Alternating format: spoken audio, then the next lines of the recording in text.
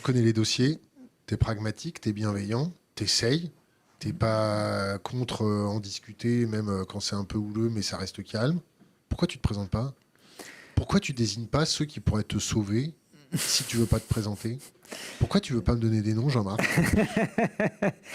Alors, place tes arguments. Non, je te laisse. Regarde, je pose le micro. Plusieurs arguments.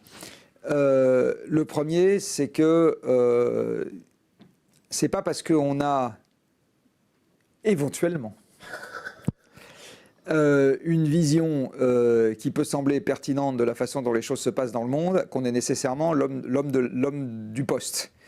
Quand se présenter, j'imagine que c'est pas pour être maire. N'importe où. Maire, député, sénateur, président... Président, ça m'intéresserait plus quand même, non? Bon. C'est pas juste un job dans lequel il faut avoir une lecture du monde, c'est un job dans lequel il faut aussi être capable de piloter, des individus, d'avoir des bons réflexes. Et c'est pas parce qu'on critique quelqu'un qui les a pas qu'on les a soi-même que ça veut dire qu'on les a soi. Je veux dire, ça veut dire ne pas de temps en temps être capable de faire des compromis. Et l'art du compromis, c'est pas nécessairement là où je suis le meilleur. Ça veut dire surtout qu'il faut créer un parti, parce qu'un président sans majorité à l'Assemblée, ça ne sert à rien. Donc ça veut dire qu'il faut devenir un chef de parti. Ça veut dire qu'il faut se trouver, il y a 574 députés, sauf erreur de ma part, donc la moitié de ça, plus un, pour se faire élire, ce qu'aujourd'hui je n'ai pas. Et je suis... Pas de pognon en plus. Non, mais à la limite, je pourrais faire une collecte. Je pourrais dire, donnez-moi du pognon pour que je fonde un parti, pour que, etc. Bon, de temps en temps, il y a des politiques qui disent, donnez-moi du pognon parce que j'ai raté la dernière élection et je ne veux pas vendre ma maison. Comment elle s'appelait, Valérie Pécresse? Oui. Ah. Enfin voilà.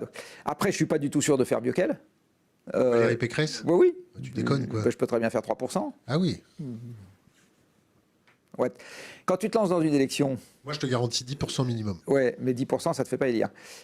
Pour te faire élire, ça te permet de foutre le bordel. Oui, mais ce n'est pas mon objectif. Quand je te dis de foutre le bordel, c'est réveiller les autres. Oui, mais à quel prix? Je veux dire pas. Bon. Parce que c'est une voie sans retour. Je ne peux pas dire, bah, tiens, je vais me présenter, foutre le bordel, et puis une fois que l'élection sera passée, j'aurai fait mes 10%, et après je redeviens associé de Carbone 4 et président du Shift Project, comme si c'était... Non, il y a une forme de voie sans retour à ce genre d'évolution. Et puis, quand on rentre dans l'arène politique, là où on essayait de créer du consensus, c'est-à-dire de porter des propositions en disant je vais aller de façon besogneuse causer sur tous les Thinkerview de la Terre pour essayer de convaincre les gens qui vont me prendre pour un idéaliste, exactement comme ici. On ne te prend pas pour un idéaliste? Un peu. Pas du tout. Tu supputes. Eh bien, on essaye de créer du consensus. Tu es venu avec ta guitare ou... C'est un des grands regrets de ma vie, c'est que je ne joue d'aucun instrument de musique. Contrairement à beaucoup d'autres, tu es un des seuls à pas jouer du pipeau, donc ça va. Alors, j'en ai joué à l'école primaire comme tout le monde et j'ai cassé les oreilles de mes parents comme tout le monde. Mais donc, j'essaye de créer du consensus au travers des actions qui sont les miennes. Or, quand on se lance dans le jeu politique, à ce moment, le jeu des adversaires, c'est de trouver tous les bons arguments pour lesquels ce qu'on propose ne marchera pas. Et donc, on cesse d'être dans la position dans laquelle on peut parler à tout le monde. On se met à parler essentiellement à ses partisans. Les autres, ils n'écoutent pas, ou ils n'écoutent plus. Et donc, si le but du jeu, c'est de créer du consensus, on n'y arrive pas. La seule manière qu'on a de faire avancer les choses, c'est d'arriver à se faire élire. Et c'est pas du tout sûr.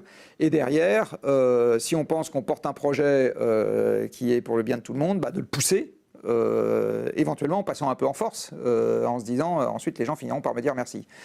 Quand De Gaulle est arrivé en 58, c'est quand même un peu ce qui s'est passé. Ouais, mais c'était le général De Gaulle. Maintenant, on a 49.3. Comment il s'appelle je suis d'accord, mais je veux dire, même quelqu'un comme lui, à un moment, il a pu arriver et faire passer des trucs un peu en force, alors que ce n'était pas nécessairement ce qu'on lui demandait. Donc, puis de temps en temps, il y a des décisions politiques courageuses qui sont passées un peu en force avant que l'opinion finisse par l'abolition de la peine de mort, par exemple. C'était bien, ça. La légalisation de l'avortement.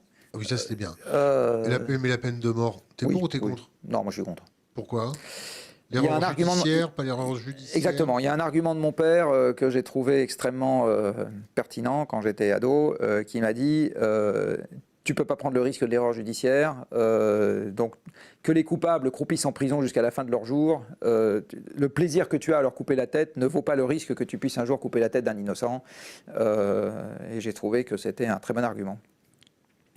Et je ne suis pas sûr, incidemment, que les gens condamnés à perpétuité, ça soit beaucoup plus rigolo pour eux que de se faire couper la tête. Bon, je ne suis pas dans cette situation, mais c'est de toute façon pas très agréable pour eux. Mais pour en venir à la question de pourquoi est-ce que je ne me présente pas. Donc, je ne me présente pas parce qu'une fois qu'on est candidat soi-même, on a perdu la possibilité de créer du consensus. C'est fini. Parce que ça supposerait que j'ai un avis sur tout un tas de sujets sur lesquels je n'ai pas d'avis. Par exemple, est-ce qu'il faut embaucher plus ou moins de flics? J'en sais rien. J'aurais probablement un avis si je me penchais sur la question, mais tu te faisais emmerder? Même si je me fais emmerder, je n'ai pas nécessairement un avis. Bon. Donc il y a un certain nombre de sujets sur lesquels l'énergie permet d'accéder à beaucoup de sujets, mais il y a quand même un certain nombre de sujets sur lesquels, et qui sont des sujets importants pour nos concitoyens. Les peines planchées, est-ce qu'il faut des peines planchées ou pas? J'ai pas d'avis sur la question. Voilà. Donc dans le domaine judiciaire, j'ai pas d'avis. Dans le domaine de l'éducation, j'ai des avis partiels.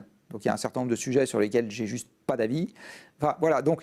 T'as pas d'avis parce que c'est secondaire, parce que pour toi, si l'énergie n'est pas traitée et les plans énergétiques de la France sont pas traités, tous ces sujets-là, genre les peines planchées, les fonctionnaires, ça va sauter. Oui, mais il faut quand même avoir une vision long terme, ça suffit pas pour ce qu'on va faire l'année qui vient. Donc à un moment, il faut quand même être capable de dire il y a des choses là qui vont être faites dans l'année qui vient, etc. Donc il y a des sujets sur lesquels j'ai juste pas d'avis, et donc comme j'ai pas d'avis, je peux pas... On s'en fout alors. Revenons à l'énergie. Parce que ça fait partie des raisons pour lesquelles je me présente pas. Et dernier point, si admettons que je me présente et que je sois élu, à ce moment j'ai fait mon job. En fait, j'ai fait mon job, j'ai pas besoin de me présenter. Ça veut dire que la population française a suffisamment bien compris la situation, etc., pour que finalement, moi ou un autre, autant en prendre un peu plus jeune, pas trop quand même, mais un peu plus jeune, qui fera, si ça se trouve, un bien meilleur job que moi comme exécutant. Enfin, pas que ce soit dégradant de dire ça, mais je veux dire comme personne qui va implémenter, quoi.